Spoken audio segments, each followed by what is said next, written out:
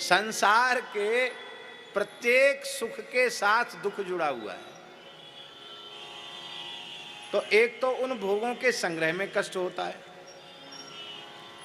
फिर भोगने के काल में सुख भी थोड़ी देर का है, परिणाम में दुख है। और तीसरी बात भगवान बता रहे हैं, तीसरी बात यह है कि जिन भोगों को मनुष्य ने भोगने के लिए, जिनके संग्रह में अपना अमूल्य जीवन नष्ट किया, इतना कष्ट किया, और वही सुख सुअर कुत्ते आदि को बिना श्रम के प्राप्त हो गया, उनको प्रयास नहीं करना पड़ा।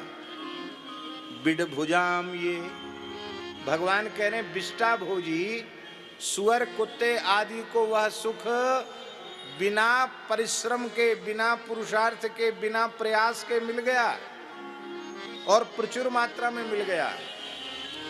तो जिन भोगों को सुअर कुत्ते आदि ने बिना परिश्रम के प्राप्त कर लिया, उन्हीं भोगों को मनुष्य ने कष्ट पूर्वक प्राप्त किया, प्रयास पूर्वक प्राप्त किया। तो यदि इन्हीं भोगों का संग्रह करना, भोगना मनुष्य जीवन का प्रयोजन होता, तो इससे अच्छा तो सुअर कुत्ते आदि का जीवन था।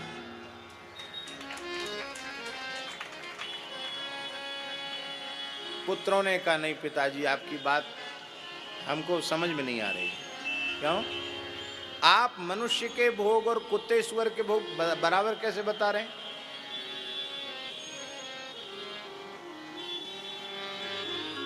मनुष्य की, अब देखो हम लोग कितनी बढ़िया कोमल जगह पे बैठे हैं, नीचे गद्दा बिछा है, ऊपर चादर बिछा है, और सुअर तो नाली में पड़ा, वो कहाँ उसको उतना सुख है। हम लोग कितनी बढ़िया लड्डू पूड़ी कचौड़ी खाते हैं, सुअर तो क्या गंदी चीज खाता है। तो मनुष्य के सुख और सुअर कुत्तों के सुख की आप बराबरी कैसे कर रहे हैं? भगवान ने बड़ी सुंदर बात बताई ऋषभ देव जी ने। उन्होंने कहा, देखो, जैसे तुम अपने भोगों को श्रेष्ठ समझते हो और सुअर कुत्ते आदि के भोगों को घृणित समझते हो, ऐसा ही सोचते हैं सुअर कुत्ते हमारे संबंध में। जैसा तुम उनके संबंध में सोचते हो, वही बात वे तुम्हारे संबंध में सोचते हैं। और एक विशेष बात है, जो बात हम लोग सुअर कुत्ते के संबंध में सोचते हैं, वही बात हम लोगों के संबंध में देवता सोचते हैं। क्योंकि देवताओं के जो भोग हैं, वो हम लोगों के भोगों की अपेक्षा लाखों गुने अधिक श्रेष्ठ हैं।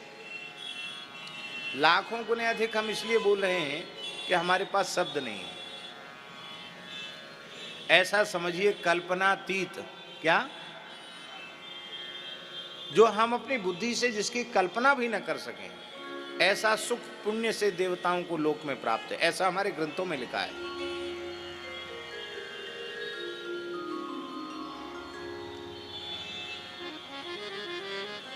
आज आपको मीठा खाने की इच्छा हुई और डॉक्टरों ने कह दिया कि तुमको तो बहुत ज़्यादा शुगर बढ़ गया है, तुम तो मीठा देखना नहीं, तुमको देखने से शुगर बढ़ जाएगा। तो खाने की इच्छा होने पर भी मिठाई खा सकोगे? नहीं खा सकोगे, डॉक्टर मना करते हैं। देवताओं को सबसे बड़ी सुविधा है कि उनकी अवस्था 25 साल की ही रहनी है हमेशा। कितने साल की? इससे न घटनी है न बढ़नी है। और उनको भोग भोगने में कभी श्रम का अनुभव होना ही नहीं है, बुढ़ापा आना नहीं है, मौत होनी नहीं है। पुण्य पूरे हो जाएंगे तो ऊपर से नीचे गिर जाएंगे, खत्म। जैसे यहाँ मर जाते हैं, फिर अंतिम संस्कार करो, ये सब वहां नहीं होना है।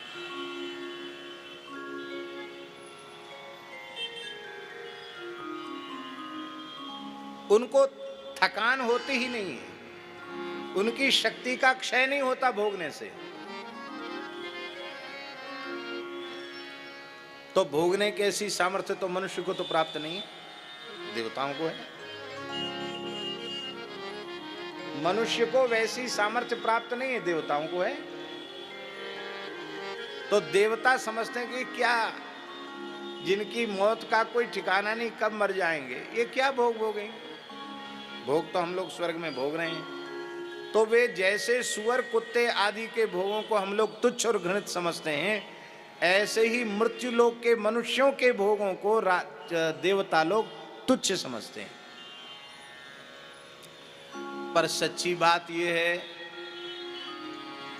कि सुअर कुत्ते का भोग, मनुष्य का भोग और देवताओं का नहीं, देवराज इंद्र का भोग, ये तीनों प्रकार के भोग एक जैसे ही हैं। गोस्वामी जी ने कहा, सरिस स्वान मघवान जुवानु। सरिस स्वान, स्वान माने कुत्ता, मघवान माने इंद्र, युवान माने युवा मनुष्य। हम आपको लड्डू कचौड़ी खाने में जितना सुख मिलता है, स्वाद मिलता है, वैसा ही स्वाद बिष्टा खाने में सुअर को मिलता है। उसी में अनेक तरह के व्यंजनों की कल्पना वो कर लेता है। हम लोगों को गद्दा तकिया में जितना सुख मिल रहा है, उतना सुख उसको कीचड़ में लौटने में मिलता। वाह, बहुत अच्छा गद्दा मिला, बहुत अच्छी तकिया मिली, उसी में आनंद का अनुभव करता है। हमारे महाराज जी कहते थे कि प्रहलाद जी बड़े भोले थे, उन्होंने सोचा सब जीव भगवान के धाम में चले जाएं तो अच्छा है, यहाँ कष्ट पा रहे हैं। भगवान नरसिंह बोले, ये तुम सोच रहे हो कष्ट पा रहे, तो यही मौज में है, कोई नहीं जाना चाहेगा, पूछ लो इनसे। प्रहलाद जी सोचते थे हम आवाज लगाएंगे तो भीड़ इकट्ठी हो जाएगी, कोई नहीं आया बैकुंठ जाने के लिए। बोले हमें बहुत काम है, हमको मरना नहीं है, बिना मरे बैकुंठ जाएंगे नहीं, हमारे घर पे अभी बहुत काम है, हमको मरना नहीं। सबने मना कर दिया। एक बुढ़ा मनुष्य था जिसको घर में लोग बड़ी जिसकी उपेक्षा करते थे, दुत्कारते थे बेचारे को। तो प्रहलाद जी को दया आ गई कि ये बेचारा एक घर से उपेक्षित है, तिरस्कृत है, इसको ले चलें। तो कहा भैया तुम चलो, तुम तो अब की कोई काम तो है नहीं तुम्हारा यहाँ, तुम्हारी गृहिणी तो पधार गई, बच्चे तुमको पसंद करते नहीं, नाते पोते झल्लाते रहते हैं, चलो बैकुंठ। उसने कहा कि हम मरना नहीं चाहते। क्यों? बोले तुमको लगता है कि हम किसी काम के नहीं, हम बहुत काम के हैं। क्या काम के हैं? बोले हमको बाहर पौरी में हमको रखा जाता, यहीं में रहते हैं, तो दिन में जागते रहते, लठिया पास में रहती है, कुत्ता वगैरह भीतर नहीं घुसने पाता है, चौकीदारी करता हूँ।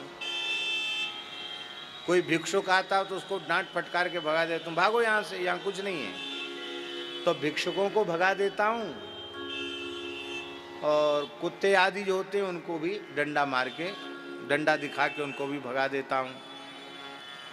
और रात्रि को नींद आती नहीं है, खांसता रहता हूँ, तो चोर भी घर में नहीं घुसते, उनको समझ में आता कि कोई आदमी जग रहा है। तो मैं दिन रात चौकीदारी करता हूँ, और इनकी भले ही हम में ममता ना हो, पर हमारी इनमें बहुत ममता है। हम जब मरेंगे अपने ढंग से मरेंगे, तुम्हारे कहने से हम मर के और बैकुंठ चलें वो संभव नहीं है। मना कर दिया उसने भी। तो प्रहलाद जी के, ये हमारे महाराज जी सुनाते थे, तो प्रहलाद जी के मन में आया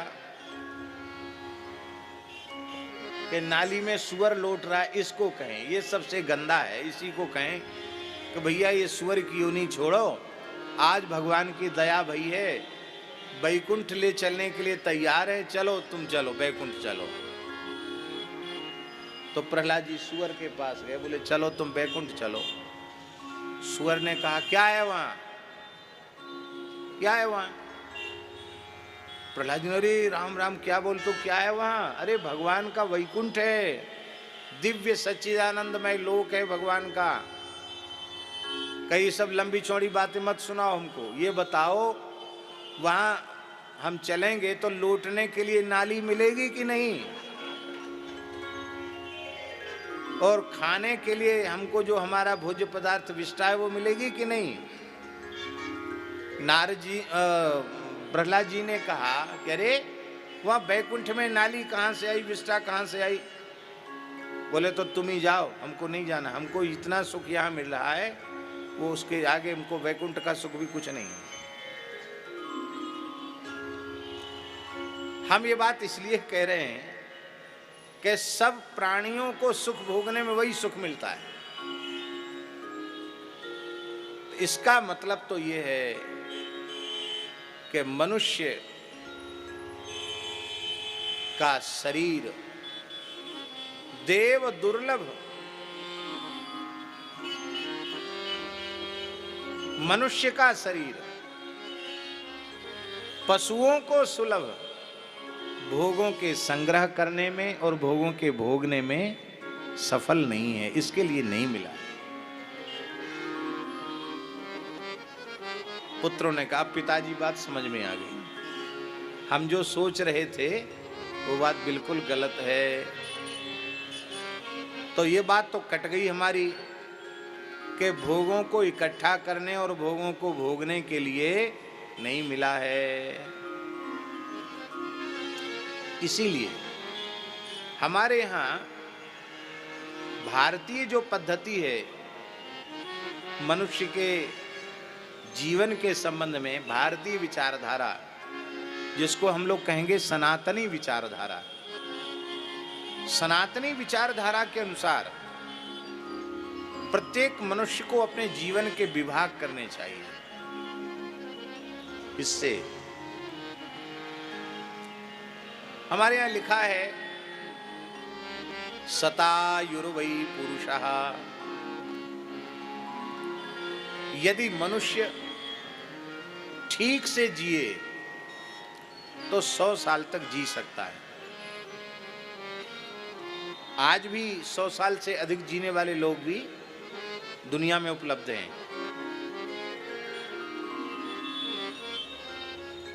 100 साल तक जी सकता है। तो उस 100 साल में आपको विभाग करने चाहिए, हिस्से करने चाहिए। कौन कौन? उसके 4 हिस्से कर दो। 4 हिस्से होने में कितने कितने वर्ष हो गए? 25-25 वर्ष हो गए। 25 वर्ष कर दो पढ़ाई लिखाई और माने योग्य बनने के लिए, ब्रह्मचर्य आश्रम के लिए 25 वर्ष आपने कर दिए, और 25 वर्ष ईमानदारी से गृहस्थाश्रम के लिए दे दो। पक्का कर लो कि 25 में ही हमको सब कुछ कर लेना है। अपने जीवन का मैनेजमेंट इस तरह से कर लो, व्यवस्था इस तरह से बना लो कि हमको प्रवृत्ति का काम 25 साल ही करना है, इससे ज्यादा हमको नहीं करना। अब आजकल विवाह भी बहुत देर देर से लोग करते हैं।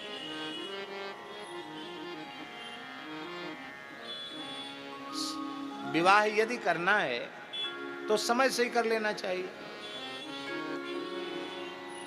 25 साल तक की आयु ठीक है विवाह के लिए। 30-40 साल तक विवाह न करना ये अच्छी बात नहीं है। समय से विवाह कर लेना चाहिए, नहीं आगे का सारा क्रम गड़बड़ा जाएगा। 25 वर्ष की आयु में विवाह किया तो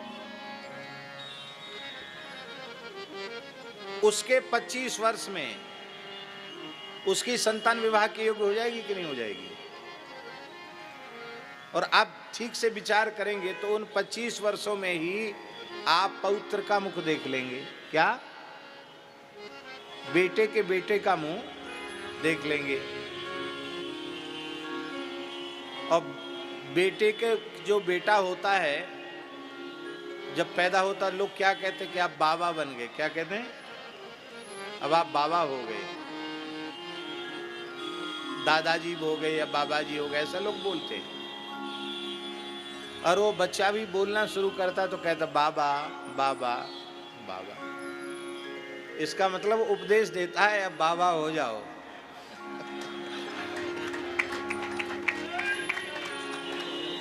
अब तुम्हारी घर में रहने की, हम ये नहीं कहते कि घर छोड़ दो, ये बिल्कुल हम नहीं बोल रहे हैं, लेकिन घर में ही आप साधक जीवन जीना शुरू कर दो।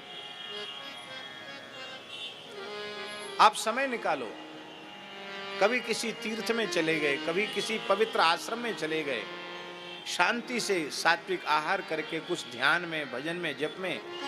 अरे भाई, मनुष्य का जीवन मिला है केवल मशीन बनकर पैसा कमाने के लिए थोड़ी मिला है। मशीन की तरह कब तक काम करते रहोगे? हमें इतनी प्रसन्नता होती है, हम कोई सामने बड़ाई की बात नहीं कर रहे हैं। अभी तो पहली बार यहाँ एक प्रकार से आके यहाँ रुके हैं, नहीं तो जब आए तो वहीं विदासरिया जी के घर में ही रुकते। तो घर में ठाकुर जी की सेवा का कक्ष और विधिवत वैदिक संध्योपासन, जप और ठाकुर जी की बड़े स्नेह पूर्वक सेवा, नित्य सत्संग का क्रम, उसको देख के मन में प्रसन्नता होती है कि हाँ, ये एक आदर्श गृहस्थ का जीवन है। संतान जब अपने काम करने लायक हो गई तो हम फिर भी काम में ही लगे रहें, इसका क्या प्रयोजन है? कोई प्रयोजन नहीं। अच्छी प्रवृत्ति में हम अपना जीवन लगाएं। अभी हम आपको बताएं, हमारे जड़खोर गोधाम में दो व्यक्तित्व ऐसे आए। पहले रुंगटा जी,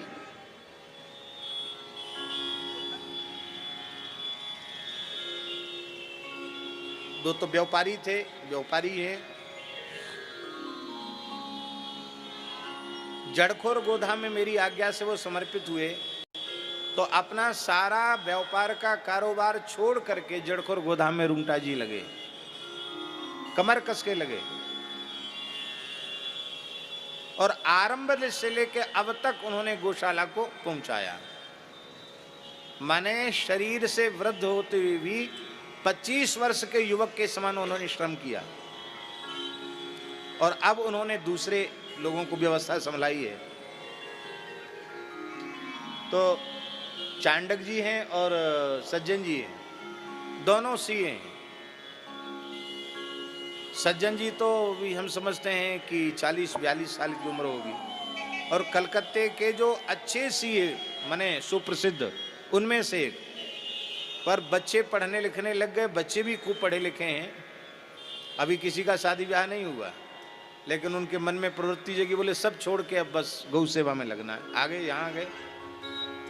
अभी चांडक जी हैं, वो वैश्य हैं, वो भी बहुत अच्छे सीए हैं, और सब छोड़ के गौ सेवा में आ गए। हमारे कहने का आशय यह है कि संसार की प्रवृत्ति तो आपने की है। यदि आपका मन बिना कुछ किए रह नहीं सकता है, आपका अभ्यास है, तो पहले आपने जो काम परिवार के लिए, समाज के लिए किया, अब आप सर्वजन हिताय, सर्वजन सुखाय, धर्म और राष्ट्र के लिए आप सच्ची सेवा, गौ सेवा, ठाकुर सेवा, संत सेवा, सच्ची सेवा है।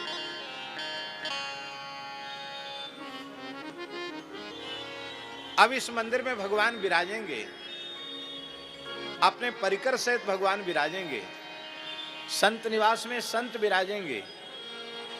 तो जीवन भर की जो पवित्र कमाई थी वो कितने अच्छे काम में लगी। उस पुण्य का कोई लेखा जोखा है? धन कितने के पास आता है, कितने के पास चला जाता है।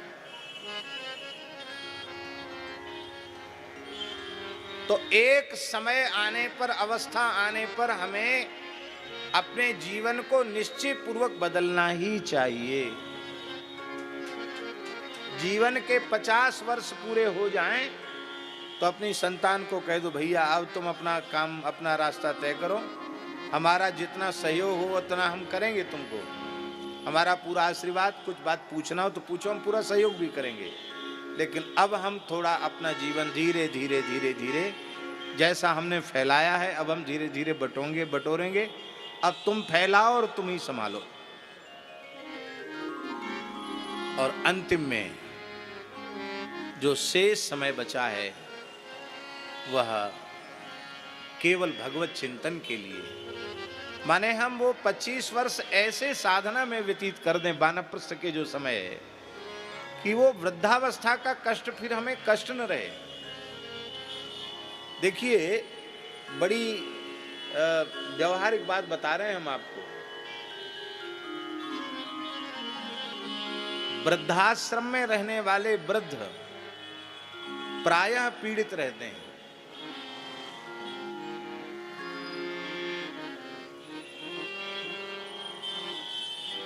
वृद्धाश्रमों में रहने वाले बुजुर्ग जो हैं प्रायः पीड़ित रहते हैं।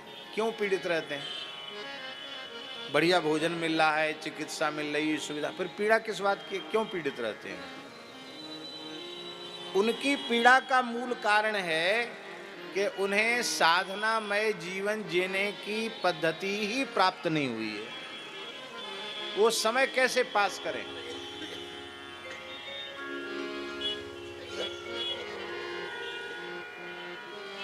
संन्यास जीवन का मतलब क्या है? संन्यास जीवन का मतलब हम ये नहीं कहते घर छोड़ के चले जाओ, हमारे जैसे कपड़े पहन लो। संन्यास जीवन का मतलब है घर में ही सन्यासी की तरह रहना, असंग होकर रहना, अनासक्त होकर के रहना, ये सन्यासी का जीवन है। और ये कब होगा? जब आप इधर साधना इतनी बढ़ा देंगे कि आपको संसार के चिंतन का अवकाश ही नहीं रह जाएगा। यह है हमारे द्वारा जीवन की आयु का विभाग। तो भगवान कहते कष्टान कामान अरहते बिडभुजाम ये। तब पुत्रों ने पूछा कि पिताजी आपने हमारी बात का तो खंडन कर दिया, तब हम आपसे ही पूछते हैं कि ये शरीर मृत्युलोक में हम लोगों को किस लिए मिला है? भगवान बड़े प्यार से समझा रहे हैं, तपो दिव्यम पुत्र का येन सत्वम।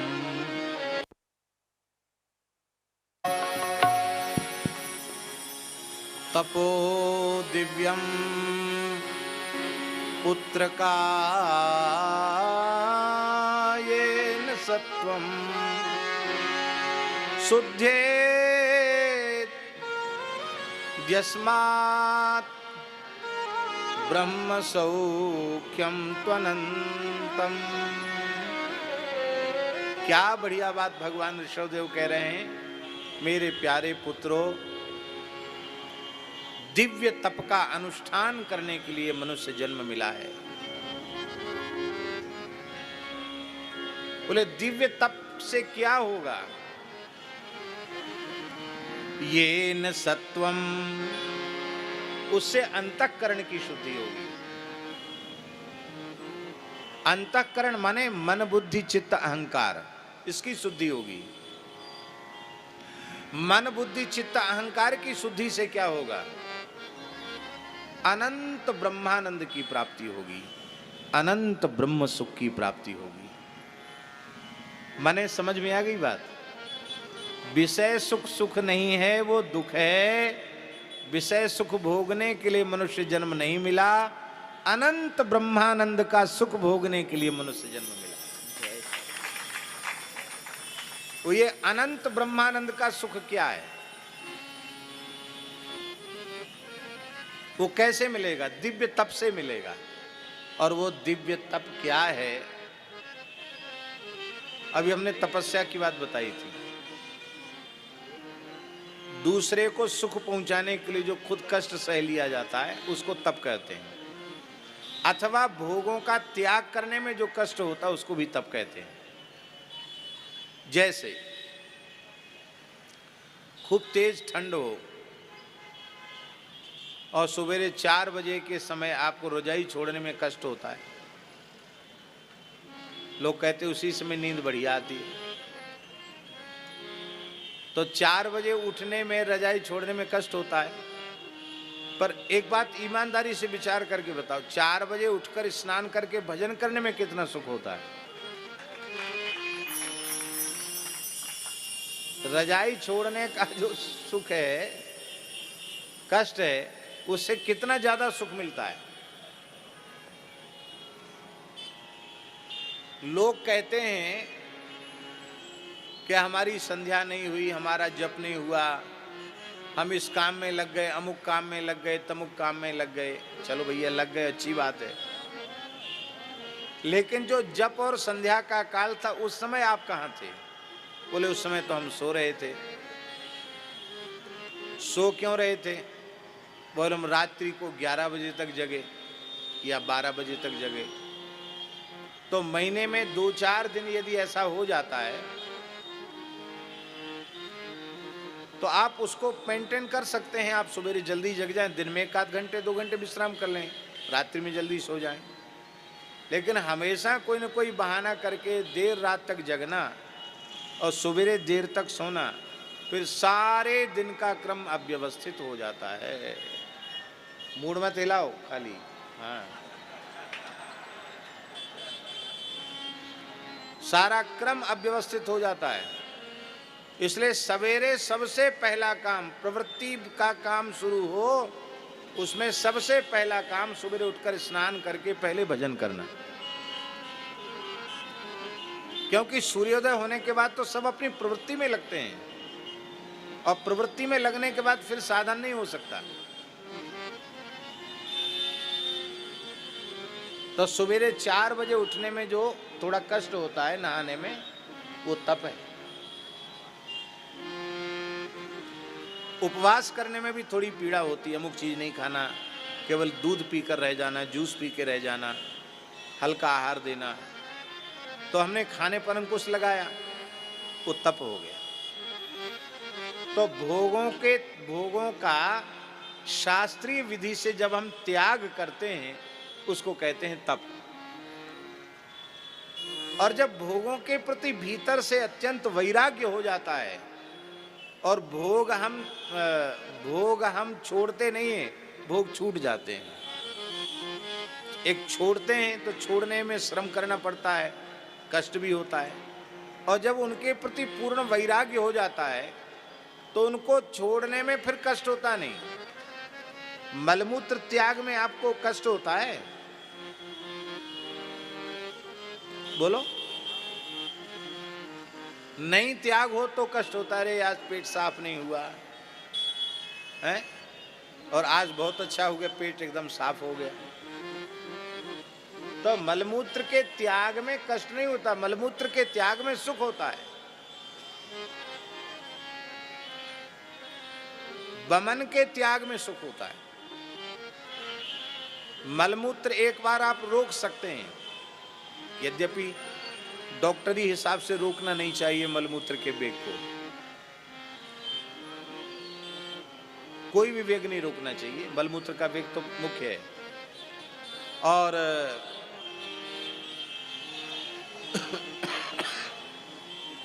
वमन एक ऐसी चीज है, उल्टी, कि उल्टी आने लग जाए तो उल्टी रोकना नहीं चाहिए,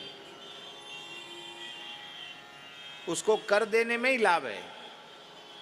वमन कर देने में जो अधिक बढ़ा हुआ पित्त है वो बाहर हो जाता है, उससे शांति आती है। मल को देखकर उतनी घृणा नहीं होती जितनी घृणा वमन को देखकर होती। वमन के समान, मल के समान भोगों से अरुचि हो जाए, इसको भगवान ने दिव्य तप कहा। क्या कहा? ऐसी साधना कर लो, ऐसी उपासना कर लो कि जिन भोगों में आपने अपने अमूल्य जीवन को नष्ट किया है, अब उनसे इतना मन भर जाए कि जैसे वमन और मल को देखकर आपका विचार बनता, ऐसा विचार है। क्या है? बेकार चीज है। रमा विलास राम अनुरागी, रमा विलास राम अनुरागी, तजत बमन इव नर बड़ भागी, तजत बमन इव नर बड़ भागी, तजत बमन इव नर बड़ भागी, तजत बमन इव नर बड़ भागी। जब हम भोग छोड़ते हैं तो तप होता है, और जब भोग छोड़ते नहीं छूट जाते हैं तब दिव्य तप होता है। माने भगवान से इतना प्रेम हो जाना, भगवान से इतना प्रेम हो जाना, भगवान से मिलने की इतनी ललक जग जाना, इतनी चाह जग जाना कि हमको भोग छोड़ने नहीं पड़े, भोग छूट जाएं, और फिर ऐसी इच्छा हो जाए कि जब तक भगवान नहीं मिलेंगे तब तक हमें चैन नहीं। इसको कहते दिव्य तप। यदि भगवान के दर्शन की व्याकुलता नहीं जगी तो आपने जो कुछ साधन किया वो व्यर्थ हो गया, ये तो हम नहीं कह सकते। एक नाम भी व्यर्थ नहीं है, लेकिन व्याकुलता नहीं जगी तो इसका मतलब है हमारा साधन अभी अपूर्ण है, अपूर्ण है, अपूर्ण है। भगवत दर्शन की व्याकुलता जगनी चाहिए। भगवत साक्षात्कार की, आत्म साक्षात्कार कहो या भगवत साक्षात्कार कहो, इसकी तीव्र इच्छा भीतर से उत्पन्न होनी चाहिए।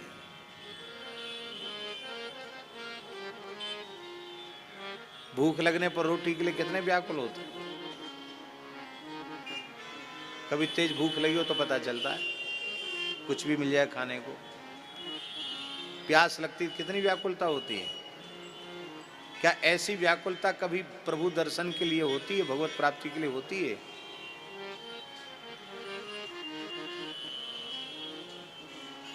श्री रामकृष्ण चरितामृतम में लिखा है, रामकृष्ण परमहंस देव जी के, कि एक कोई व्यक्ति उनसे पूछ रहा था बार बार, वो गंगा जी के किनारे टहल रहे थे रामकृष्ण परमहंस जी।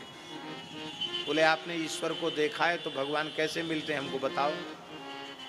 तो गंगा जी में घुसे, वो भी घुस गया, उन्होंने पकड़ के उसको डुबा दिया गंगा जी में। परमहंस जी ने, रामकृष्ण परमहंस देव जी ने उसको डुबा दिया और वो छटपटाने लग गया, उसके दम घुटने लग गया। तब उन्होंने छोड़ दिया। वो गंगा जी से बाहर निकला, अरे कैसे महात्मा वो मार डालते, तुमको डुबा दिया पानी में। उन्होंने कहा तुमने जो प्रश्न किया था, जैसे तुम्हारे दम घुट रहा था और तुम मरने ही वाले थे, ऐसी व्याकुलता जब भगवान के साक्षात्कार के लिए होगी तो भगवान मिल जाएंगे।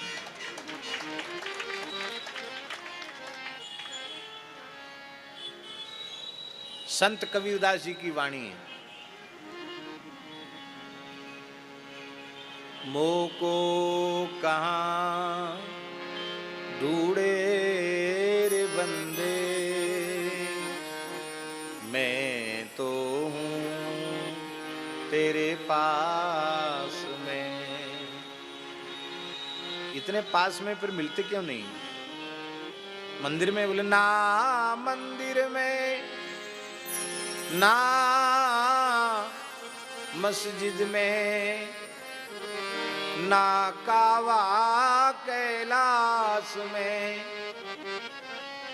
कहत कबीर सुनो भाई साधो, मैं तो हूँ विश्वास में, या एक पल की तलाश में। व्याकुलता, उस व्याकुलता, वो व्याकुलता ही भगवत प्राप्ति का मूल्य है।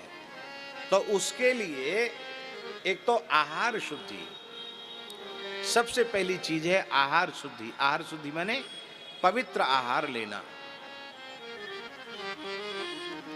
अशुद्ध आहार, मद्य मांस आदि का सेवन न करना।